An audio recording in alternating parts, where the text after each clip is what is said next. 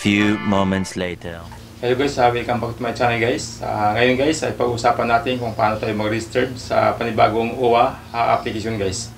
Dahil yung lumang application ng OWA guys, hindi na gumagana ngayon guys, may bago na. So ngayon ay tuturo ko sa inyo guys, so panoorin nyo kung paano tayo mag-register sa panibagong application.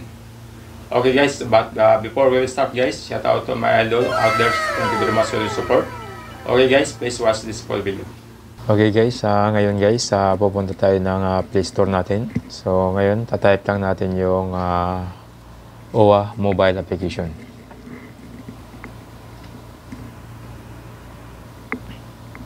Then, tapos guys, click lang natin install.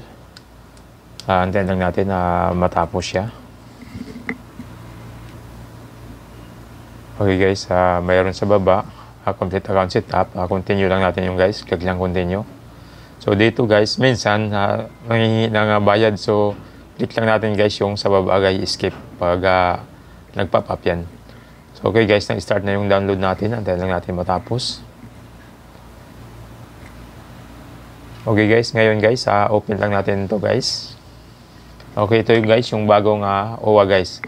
Ngayon guys, sabi dito, log in your OWA ID. So dahil bago to guys, dito sa baba nakalagay na sign up here. So click lang natin guys yung sign up guys sa baba. So pag click natin guys, ito guys yung mga katanungan guys. So hindi ko na ipapakita to guys dahil sarili ko to. So mag-prepare kayo guys ng email address, last name, yung first name nyo, at saka yung middle name nyo.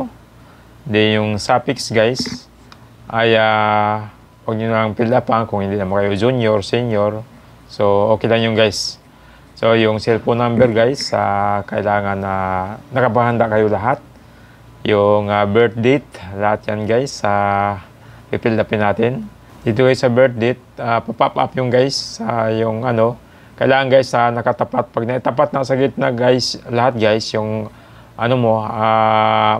birthday mo, araw, tapos yung buwan at saka yung taon. Pag naitapat mo yan guys, lahat guys, ipipress mo lang guys yung okay. So dito guys, sa input receive OTP guys, maka-receive tayo ng OTP guys. Email natin guys, doon pupunta natin. So ito yung guys yung OTP, punta nyo sa email, doon magbabato. So once na makuha nyo yung OTP guys, balik tayo sa sa OWA application.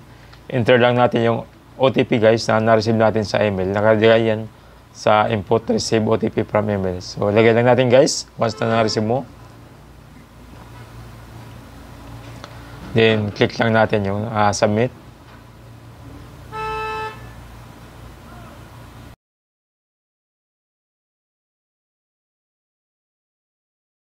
So dito guys sa pangalawa, sabi please create your PIN number.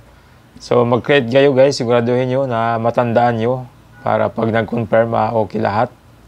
So yung your OWA ID guys, nandiyan na yung nakalagay na kaagad yung welcome, yung pangalan mo sa taas. Pero i-ballard ko lang to guys dahil akin to. Yung user nyo guys, yun na yung tandaan nyo, yung lalabas dyan na number sa baba. Pero i-ballard ko lang din yan, yung user. 6 digit yung guys, 1, 2, 3, 4, 5, 6, 7 digit yung guys. Then pagkatapos natin mag-create guys ng PIN number natin, click lang natin yung create PIN numbers guys. So pag click natin guys, maglo-loading yan, antayin lang natin. So ang sabi dito guys, registration completed.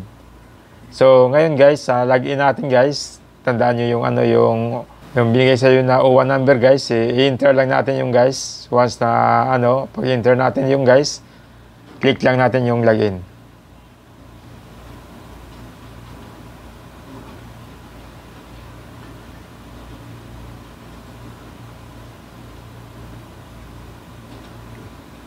So ngayon guys, magpa-pop up yung guys. So click lang natin yung while using application. So ngayon guys, nandito na, ganun lang kadali. Makikita mo na yung yung pangalan mo, yung ID. So ngayon yung profile information guys, check mo yun guys kung tama lahat guys, lahat. Tapos ngayon, click lang natin yung beneficiaries din. Check mo lahat kung tama yung lahat. Pero yung sa akin guys, ibablard ko lang to dahil sarili ko. yung programs guys, makikita mo dito yung mga benefits. So yung sa baba naman guys, yung kagandahan dito, kung may i-report ka guys, halimbawa sa amo mo, isulat mo lang yan lahat guys, yung mga message mo, tapos mag-upload ka ng image, yung katunayan na nasira ka o anong ginawa sa'yo. Then pag ni-upload mo na at ano mo na lahat guys, yung message i-submit mo na yun guys. So yun, antayin mo yun guys, makaka-receive ka sa email doon guys, kung ano yung mga problema mo na sinubmit mo. So ganun lang yung kadali guys. Sa mga hotline naman, nandito naman yung guys, makikita mo. So ganun lang guys sa kadali kung paano tayo mag-register sa panibagong UWA application. At dito guys, i-click lang din natin yung membership information. Makikita natin dito guys, so active, ma-active pa tayo o inactive na. So kapag inactive ka na guys, kailangan natin mag-renew. May tutorial din ako doon guys kung paano tayo mag-renew, magbayad ng OWA through online gamit ang GCash guys. So okay guys, so sana nakatulong to sa inyo. At kung nakatulong naman to sa inyo guys, please don't forget to subscribe my channel. And thank you very much. And see you on my next vlog guys. Thank you.